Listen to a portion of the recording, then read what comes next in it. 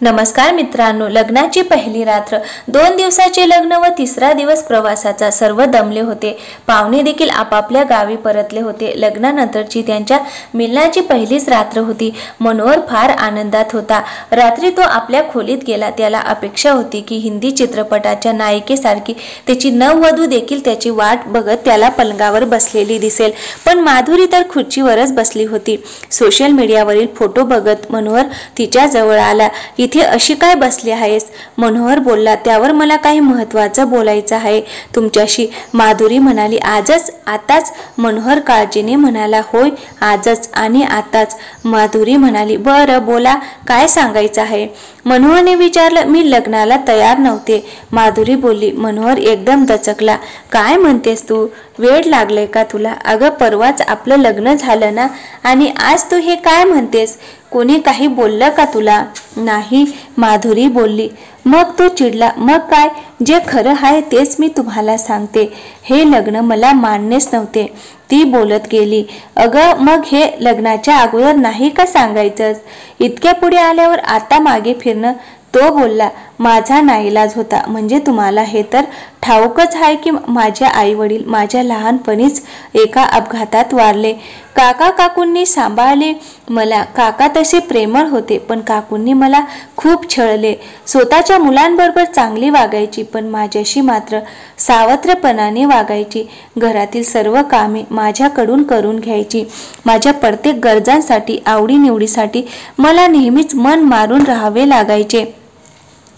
माझ्यामुळे काका काकूंमध्ये सारखे वाद व्हायचे. काका काकूंची आर्थिक परिस्थिती फारशी चांगली नव्हती व माझ्या उत्पन्नाची काहीच सोय नव्हती. शेवटी काका काकूंनी जमेल तसे माझे लग्न उरकून स्वतःची मोकळी करून घेतली. मलाही नाही म्हणायला सोय नव्हती, म्हणून मीही कंटाळून लग्नाला तयार झाले. शेवटी माझ्याजवळ काही पर्यायच नव्हता, माधुरी सांगत होती. हालच सोसायचे असतील तर कुठेही सोसेन. काका काकूकडेच कशाला? एकदाची त्या नरकातून सुटका होईल या विचारांनी मी लग्नाचा विरोध केला नाही.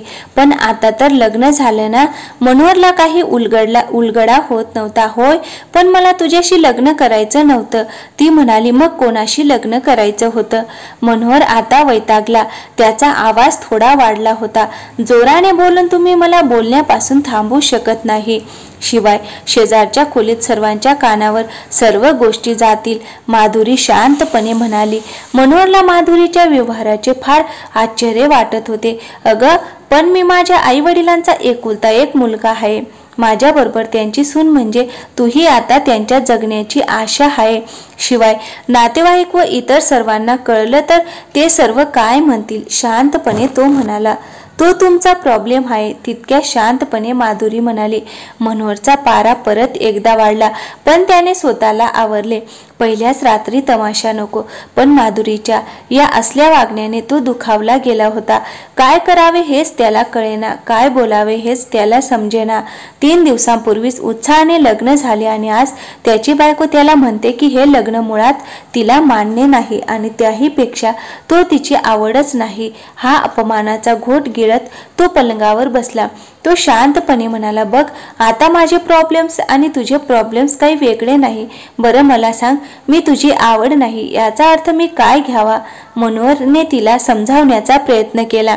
याचा एकच अर्थ, माझी आवड तुम्ही नाही, माधुरी शांतपणे म्हणाली. पण माझ्यात काय दोष आहे?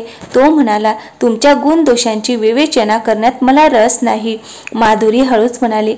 खरं काय ते सांग. प्रस्तावना बरीच झाली. मनोहरला आता सहन होत नव्हते. सांगते ऐका, माधुरी बोली लागली. माझे एकावर अतोनात प्रेम आहे. माझ्यासाठी तो ईश्वरच आहे, माझा देव आहे. हवं तर दैवत समजा. मी त्याला कधीही विसरू शकत नाही. मी त्याच्या प्रेमात गुंतले आहे. दिवस रात्र त्याचाच विचार करते. माझं प्रेम अगदी पवित्र आहे, पण जसं राधेचं प्रेम जसं मीरेचं प्रेम झालं असलं तरी आम्ही दोघे लग्न करू शकत नाही. काका काकू माझ्या लग्नाची घाई करत होते, म्हणून मी ठरवलं की आमचं प्रेम जगात अमर करायचंय. जगासमोर आपला संसार ठेवावा लागला तरी पण एक दुसऱ्याच्या प्रेमात पूर्णपणे बुडून जायचं. संसाराच्या वेगवेगळ्या बंधनात असलो तरी एक दुसऱ्याच्या प्रेमात कमतरता पडू द्यायची नाही. पण ही तर फसवणूक झाली ना. मनोहर म्हणाला. कोणाची? ती बोलली. माझ्या, तुझ्या प्रियकराची, तुझ्या आणि तुम्हा दोघांकडून सर्वांची व समाजाची देखील. तो म्हणाला. समाजाच्या तर कोणी गोष्टीच करू नये. ती मात्र शांतपणे बोलत होती. समाजाने मला काय दिलं? समाजात आणि चार चौघात राहून देखील आजपर्यंत मी एकटीच जगत आहे. माझे आई वडील गेल्यापासून सतत माझी फसवणूक होत आहे.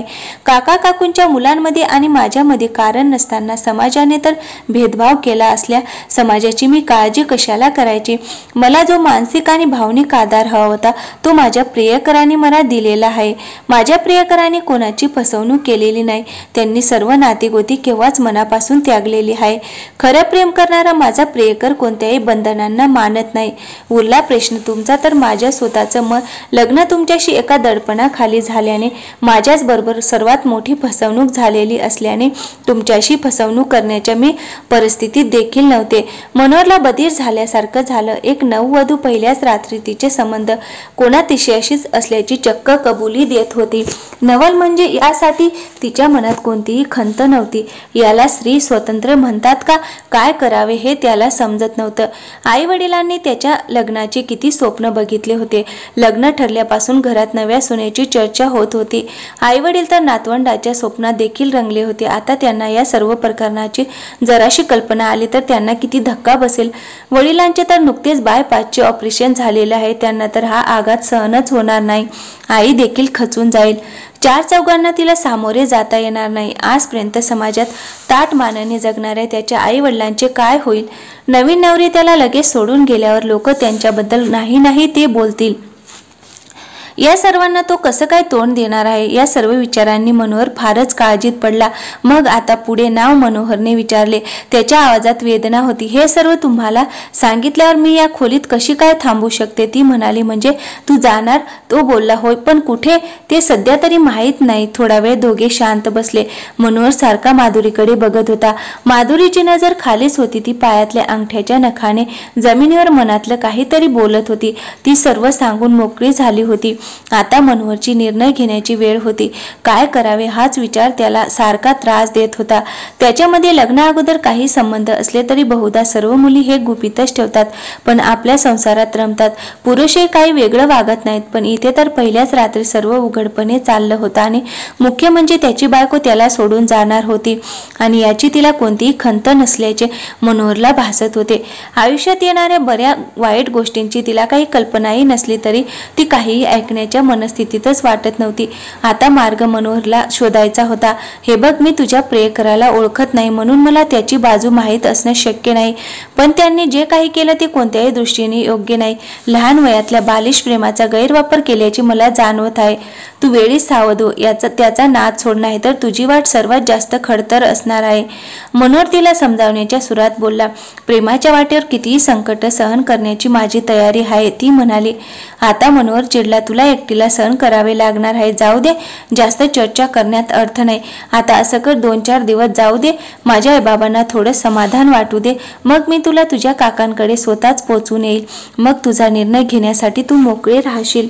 तोपर्यंत कुठेही या बाबतीत वाच्यता करू नको आणि काळजी तर मुळीच करू नको. एक नवरा म्हणून तुझ्या मनाविरुद्ध मी कधीही वागणार नाही. माझं प्रेम 4च दिवसाचं असलं तरी ते प्रगल्भ आहे. त्यात बालिशपणा नाही. तू पलंगावर शांत झोप. मी झोपतो सोप्यावर. सकाळी मनोहरची झोप उशिराच उघडली. घड्याळात 8 वाजले होते. खोलीत माधुरी नव्हती. त्याला एकदम धस्त झालं. माधुरी कोणालाही न सांगता निघून तर गेली नाही ना, या विचाराने तो अस्वस्थ झाला. घाईघाईने तो बाहेर आला आणि पाहतो तर काय, माधुरीचे स्नान नुकतेच झालेले वाटत होते. अर्धवट पुसलेले ओलसर केस मोकळेच होते. बाबा सोवळे नेसून पूजा करायला बसले होते. माधुरी बाबांसाठी पूजेची तयारी करत त्यांच्या जवळ बसली होती. एक एक फूल वेचून माळा गुंफत होती. हे सर्व बघून मनोहरला फारच आश्चर्य वाटलं. माधुरीच्या चेहऱ्यावर एक वेगळंच तेज होतं. रात्रीच्या माधुरीपेक्षा ही माधुरी फारच वेगळी दिसत होती. मनोहरचा स्वतःच्या डोळ्यांवर विश्वास बसत नव्हता. बऱ्याच वेळ तो माधुरीला बघत तसाच उभा होता. बाबांचं लक्ष त्यांच्याकडे गेले. सुनबाई, तुमचे यजमान उठले, त्यांच्यासाठी चहा पाण्याचे बघा. बाबा हसत म्हणाले. मनोहर परत आपल्या खोलीत परतला. त्याला काही समजत नव्हतं. थोड्या वेळाने माधुरी चहा घेऊन खोलीत आली. चहा टेबलावर ठेवून ती परत जाऊ लागली. थांब, मनोहर म्हणाला. बाबांची पूजा आटोपली की येते, म्हणून ती निघून गेली. मनोहरचे स्नान वगैरे आटोपले तोपर्यंत माधुरी मात्र खोलीत आलेलीच नव्हती. मनोहरला तिला बरंच काही विचारायचं होतं. रात्रीची माधुरी आणि आताची माधुरी यात त्याला बराच फरक जाणवत होता. थोड्या वेळाने आईनेच त्याला हाक दिली. गरमागरम पोहे बनविले आहेत सुनबाईने, बाहेर ये. मनोहर बाहेर आला. माधुरीने त्याच्या हातात पोह्यांची प्लेट दिली. काय दादा, कुठे घेऊन जाणार आहेस वहिनीला हनीमूनसाठी? चुलत बहिणीने त्याला विचारले. कुठेही नाही, तो म्हणाला. का रे, वहिनीला बाहेर नेणार नाही का फिरायला? बाहेर तर नेणार आहे, पण मनोहर आईकडे वळला. उद्या किंवा परवा तिला माहेरी सोडणार आहे. का रे, त्यांच्याकडून काही निरोप वगैरे आला आहे का? आईने विचारलं. नाही, माधुरीची जायची इच्छा आहे, म्हणून कटाक्षाने माधुरीकडे बघितले व म्हणाला. काल रात्री म्हणत होती तिचं काही जरुरी काम आहे, तिला माहेरी जावं लागेल. आता सर्व जोरजोराने हसू लागले. मनोहरला गोंधळल्यासारखं झालं. त्याने माधुरीकडे बघितलं तर ती पण हसत होती. त्याला कळेच ना की सर्व का हसत आहेत. तो रागाने म्हणायला असायला. काय झालं? काल कोणती तारीख होती? आईने विचारलं. 1 एप्रिल. लगेच मनोहरच्या तोंडातून निघाले. दादा, तू एप्रिल फूल बनला. चुलत बहिणीने त्याच्या पाठीवर धप्पा दिला. सुनबाईने सांगितलं सगळं आम्हाला. बाबा म्हणाले. मनोहर आणखीनच चिडला. पण मग तो प्रियकर गोपाळ कृष्ण सोबत आणले आहेत सुनबाईंनी, पूजेसाठी ठेवले आहेत देवाऱ्यात. आई हसत म्हणाली. मनोहरने एक नजर माधुरीकडे टाकली. ती आपली दोन्ही कान धरून सॉरी म्हणत होती.